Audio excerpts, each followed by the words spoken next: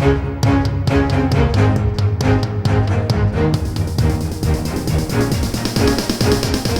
is the Washington Times front page for Wednesday, July 28, 2021.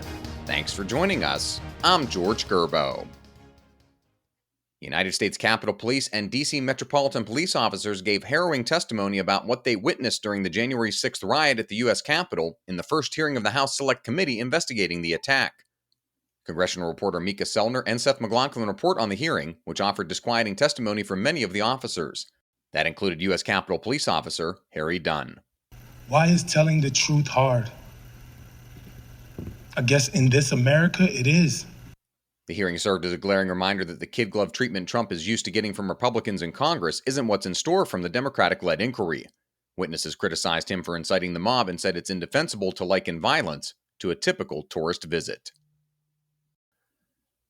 On immigration, the Department of Homeland Security has announced it will expand the use of expedited removal, a speedy deportation process. Stephen Dinan reports under expedited removal, rank-and-file illegal immigrants can be deported on the say-so of immigration officers without the chance for a lengthy battle in immigration courts. The decision marks a shift for DHS and defies the wishes of immigrant rights advocates. DHS Secretary Alejandro Mayorkas also announced plans to restart some work on the southern border wall, finishing technological improvements to sections where the barrier has already been built. In foreign affairs, Iraqi Prime Minister Mustafa al-Kadhimi says Americans would do well to pay less attention to negative propaganda about their country and realize that millions of people around the world appreciate the U.S. as a beacon of democracy. In wrapping up his visit to the United States, al-Kadhimi talked with National Security Team leader Guy Taylor, saying his country is appreciative of American efforts that ousted Saddam Hussein and helped build a democracy in Iraq. The Prime Minister, a one-time journalist and diplomat, was also optimistic his country will emerge as a major promoter of regional peace during the years ahead. A reminder that you can find all these stories at WashingtonTimes.com/front page. Don't have access to the Times yet? Visit WashingtonTimes.com/George to get 25% off your annual subscription.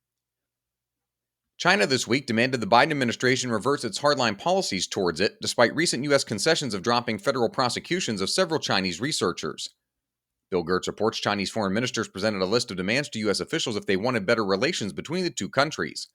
The demands included lifting restrictions on visas for party officials and halting the prosecution of a top executive of Huawei, a leading Chinese telecommunications company whom the U.S. government has linked to electronic espionage. The demands reflect new priorities of the ruling Chinese Communist Party, which in recent months appears to have abandoned cordiality with the U.S. in favor of hardline policies. Ben & Jerry's decision to pull its products out of Israeli settlements and disputed territories has U.S. state officials threatening to give the ice cream manufacturer the cold shoulder.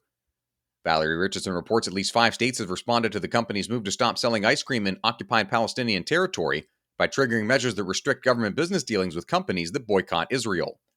Florida Republican Governor Ron DeSantis asked the State Board of Administration to initiate the process of placing Ben & Jerry's and Unilever on its list of companies that violate state law against boycotts, divestment, and sanctions.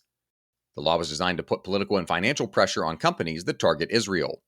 Other states looking at similar moves include Illinois, New Jersey, New York, and Texas. And finally, Democratic lawmakers and Interior Secretary Deb Haaland want to change the name of rivers, mountains, and other places they consider to be racist or insensitive. Carrie Murakami reports the lawmakers didn't provide a list of names they're targeting, but places named after Christopher Columbus could make the list because of his ill treatment of indigenous people during his explorations. Efforts to change offensive names of places have been proposed for decades, though with limited scope and limited results. In 1963, Interior Secretary Stuart Udall ordered the removal of all places with names that included the N-word from federal maps. Find all of today's front page stories at WashingtonTimes.com/front page or on the Washington Times app, and subscribe for free to the front page. Just search Washington Times on your favorite podcast platforms.